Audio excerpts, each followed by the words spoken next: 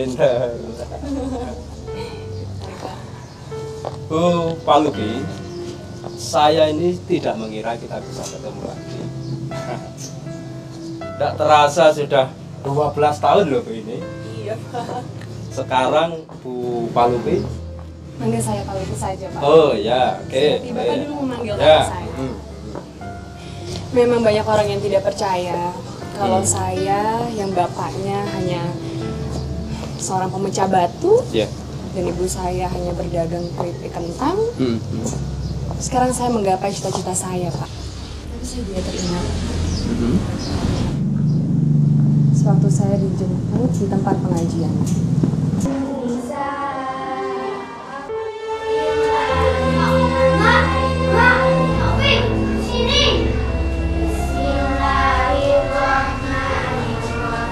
Bunyai, Panuki,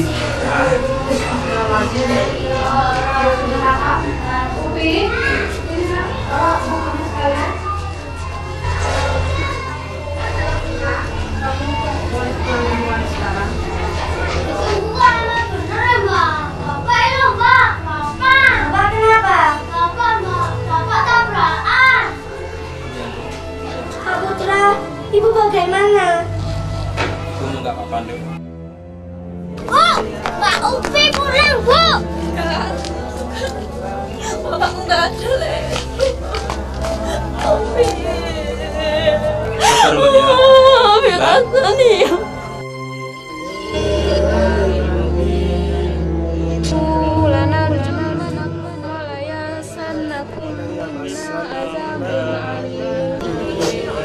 Bapak pulang, Bapak pulang. Bapak pulang bawa oleh-oleh. Bu, Bapak pulang bawa oleh-oleh. Pak, saya kalau oleh-oleh Bapak rezeki, Pak. iya. Habis ngantar Pak Putra ke pasar, ketemu sama tulis Pak. Minta diantar ke kebun apelku. Nanti Pak Manto, ya ini persenannya. Yang kayak gini kagak tiap hari. Terus juga buat anak-anak kita. Ini loh, buat kalian loh.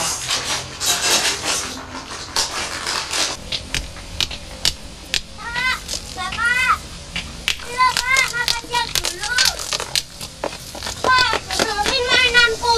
Tadi Ibu masak makanan kesukaannya Bapak, tapi tak cicipin tadi puwet deh, Pak.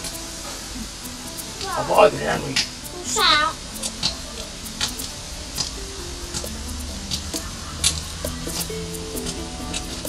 Oh, wah. Ayo Cici.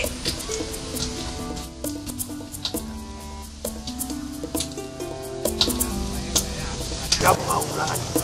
Dapat 9, Pak. Ulangan apa itu? IPS. Terus bahasa Indonesia ya? Dapat 100.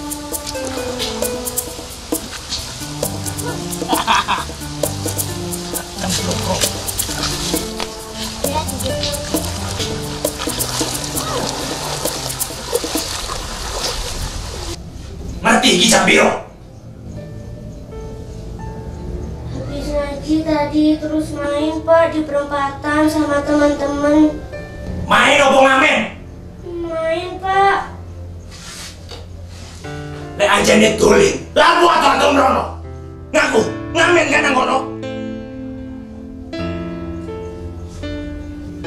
Kalau kalian dari kecil aja udah belajar gak jujur sama papa,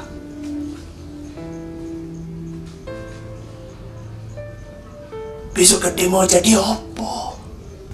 Kalian jadi anak, ojo nakal-nakal ya. Ojo bolosan maneh sekolahe. Zaman sekarang ini nah, cuma orang-orang yang pinter yang akan menang. Kata Pak Ansip, yang menang yang banyak duit. Tapi pengajian juga penting ya, Pak? Pengajian itu penting, nak. Orang-orang yang kuat itu, yang agamanya tebel, makanya ngaji ojo bolosan aja.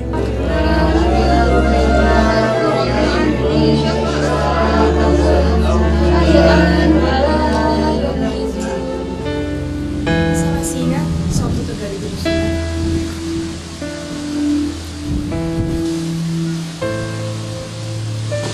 Dari Instagram.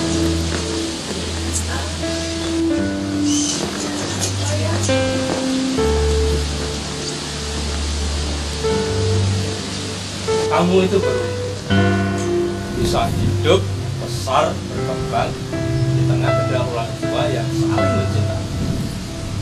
Sekarang ini ada banyak anak yang hidup tanpa belayan kasih sayang kedua orang tua.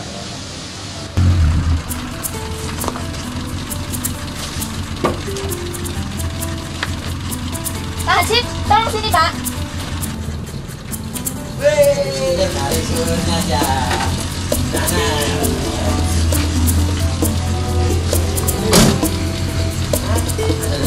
Ya Pak. Ya. Iya, lagi nggak Haji? Gua, cuma gitu aja ya. Nanti kalau ditanya teman-temanmu bilang, betawon tuh, ya.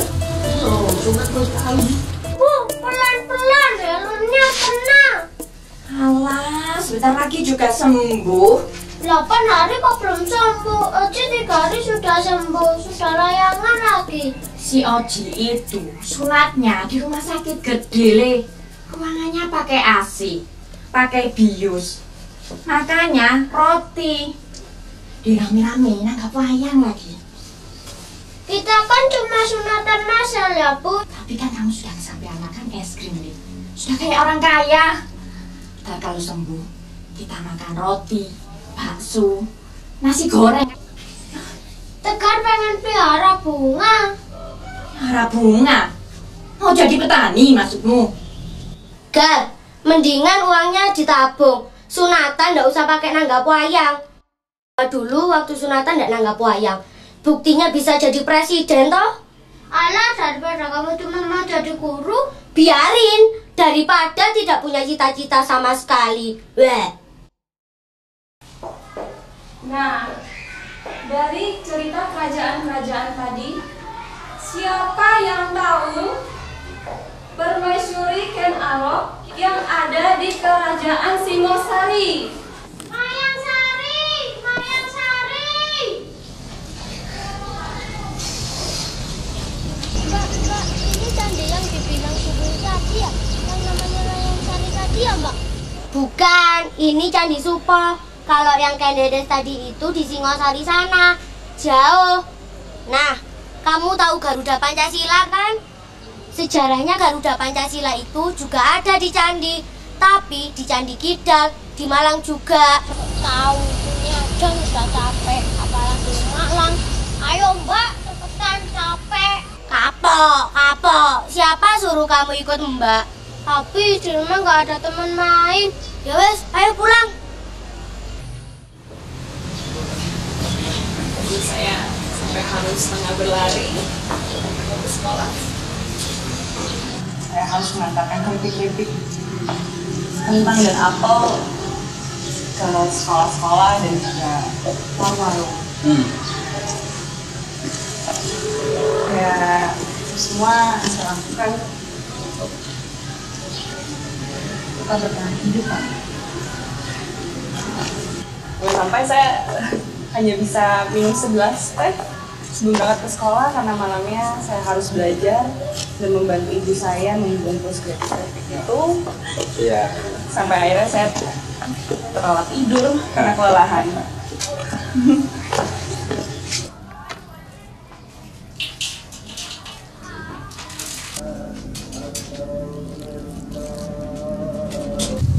Assalamualaikum.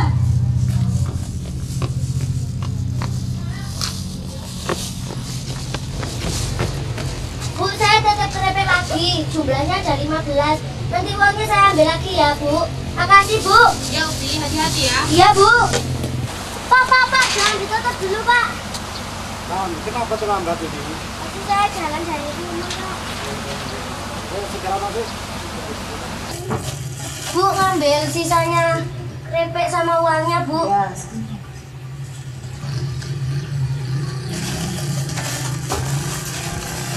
Bu, di susu.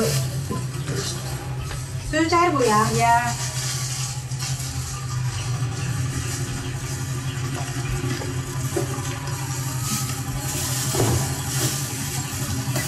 Bu, ini uangnya kelebihan, Bu. Masa sih? Oh iya, bener kamu. Oh, cici. Ndok, ini Ndok. Nggak usah, Bu. Nggak usah. Beli es, Ndok. Nggak usah, Bu. Makasih. Duh.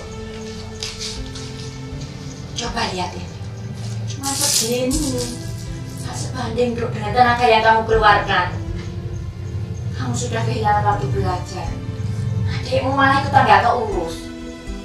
Mulai besok, kamu gak usah jualan keripik lagi. Bayar sekolah Upi pakai apa, Bu? Upi malu ditagih terus, Bu. Sudah nunggak 6 bulan, Bu.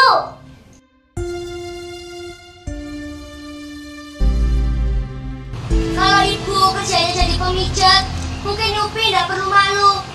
Tapi kalau Ibu dandanannya begitu, Upi malu, Bu. Kalau teman-teman Upi tahu gimana? Upi malu, Bu. Upi malu. Kalau kamu malu, gak suka, sana pergi, sana. Kalian pikir ibu ini sudah jadi wanita ndak genah apa?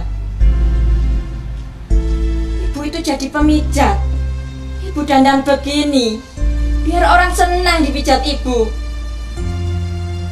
Ini terpaksa ibu lakukan, Dok. Karena hasilnya lumayan. Dapat 1 orang pasien saja. Bisa sama hasilnya dengan seminggu jualan keripik.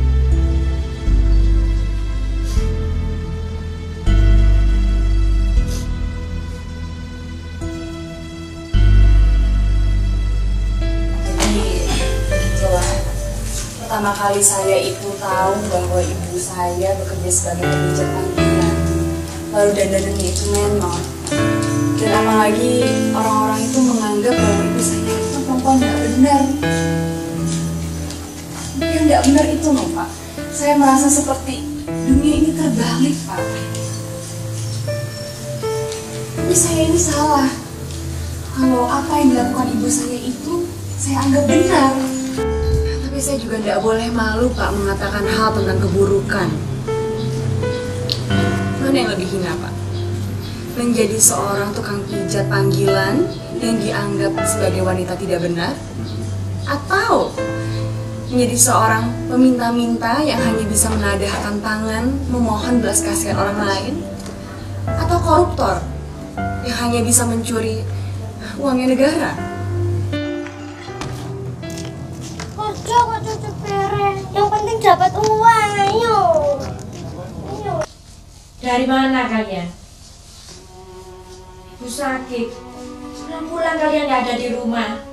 Mana saja kalian? Cuci piring di warung makan dekat alun-alun. Ini dapat duit segini malah ditambahin kacang hijau. Kalian gak suka ibu kerja malam. Malah kalian kalau malam keliaran.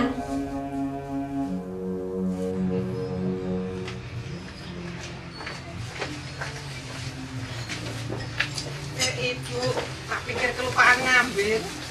Wah, kalau kelupaan suami kok bisa kelaparan, mau seneng ya masakan sampean. Terima kasih ya. Bu, monggo, terima kasih.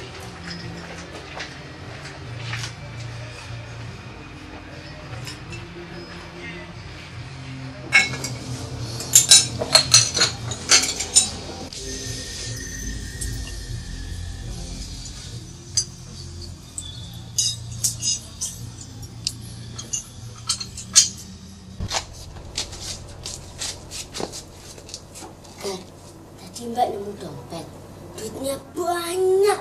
Lihat. Jangan berisik. Mbak, mendingan uangnya dibuat kita sendiri. Kita kan butuh duit. Hus, ngawur, dosa kan? Kan nemu, gak nyolok. Dengar. Mbak sebelumnya juga mikir begitu dengan uang segini banyak.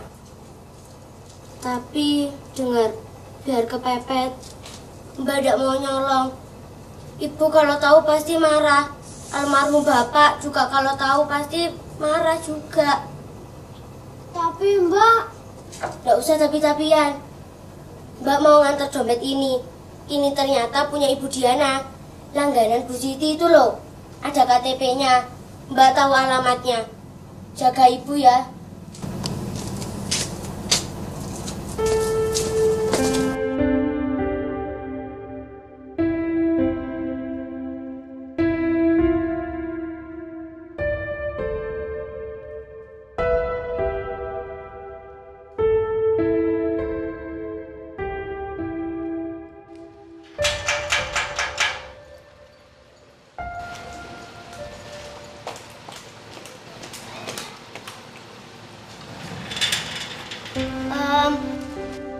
Ibu Diana? Iya? Alhamdulillah, Bu. Ini dompet Ibu bukan ya? Oh iya, ini dompet saya. Terima kasih ya, Nak. Nama kamu siapa ya? Iya, Bu. Saya Pak Lupi. Saya kerja di warung Bu Siti sore sampai malam. Tadi saya menemukan dompet Ibu di bawah meja makan di warung Bu Siti. Kamu udah sekolah? Ini udah malam loh. Orang tuamu di mana? Saya sekolah, Bu, di SD Negeri 2. Bapak saya sudah ada. Ibu saya tukang pijat. Sekarang Ibu sedang sakit. Saya pamit dulu, Bu. Nanti Ibu saya nyari-nyari. Nah ini. Nggak usah, Bu. Saya membantu dengan ikhlas kok. Ibu Diana. Beliau? Katanya tantamu. Bu, saya tahu Ibu yang membayar SPP dan pengobatan Ibu saya. Saya sangat berterima kasih banyak, Bu. Saya akan mengembalikannya, Bu. Gak usah, Nak. Ibu ikhlas kok, Nak. Seikhlas kamu mengembalikan dompet Ibu. Jangan, Bu. Saya nggak mau. Bapak saya selalu berpesan untuk mandiri. Saya akan mengembalikannya, Bu. Tapi Ibu ada syaratnya loh. Mau menerima apapun itu syaratnya. Saya nabung 1000 tahun juga nggak apa-apa, Bu. Baiklah. Syaratnya adalah kamu dan adikmu harus mau jadi anak Ibu. Ibu akan menyekolahkanmu menjadi anak yang pintar dan menjadi anak yang berguna. Setelah itu kamu baru bisa membayar hutang pada Ibu. Saya mau, Bu. Saya mau. Nggak apa-apa, Nak. Nggak apa-apa, Nak.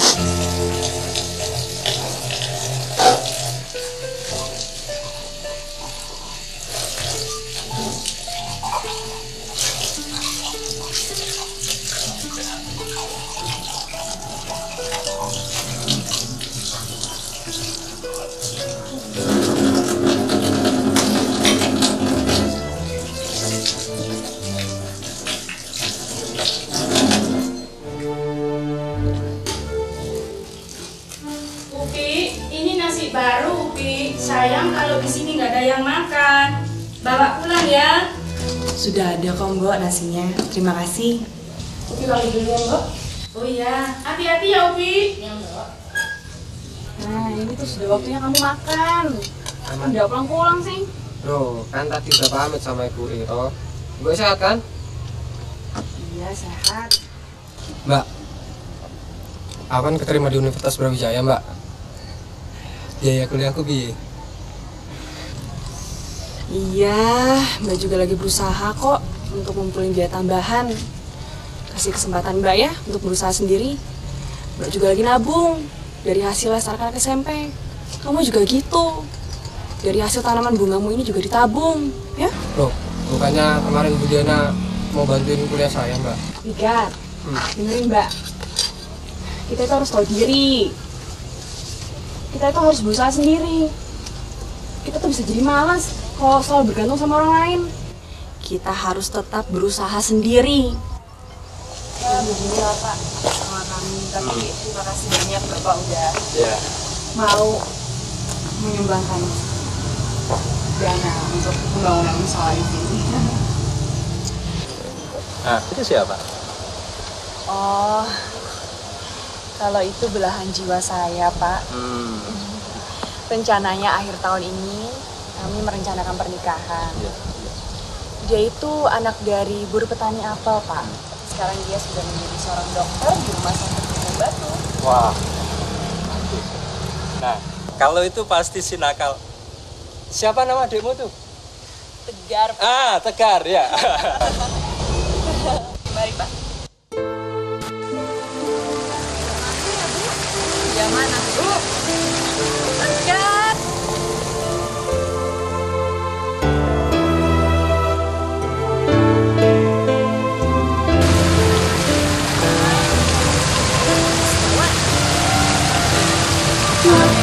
Berjalan, beri kesempatan, memberikan harapan.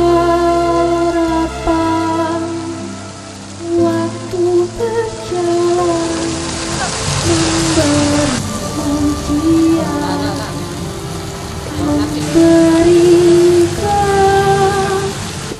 Sengaja saudara pemudik saya undang karena saudara ini menerima pekerjaan sebagai guru teladan di Kota Batu.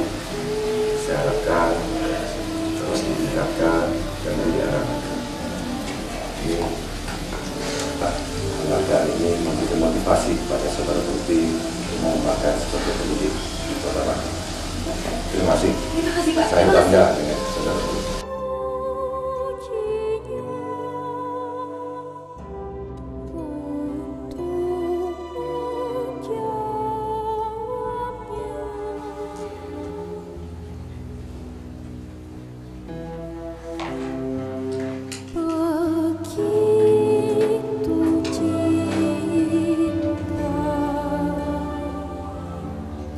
Biasanya, waktu yang jadi ukuran. Biasanya, waktu yang memberi jawaban. Biasanya, waktu yang memberi kesempatan. Seperti cinta, seperti perjuangan. Semua perlu diuji oleh waktu. Itulah saya.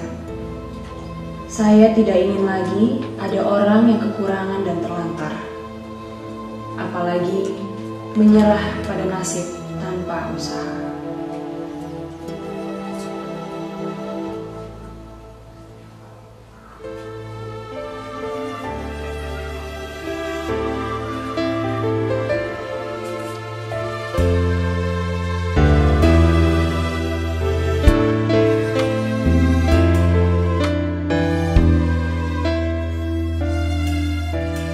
Waktu berjalan, beri kesempatan.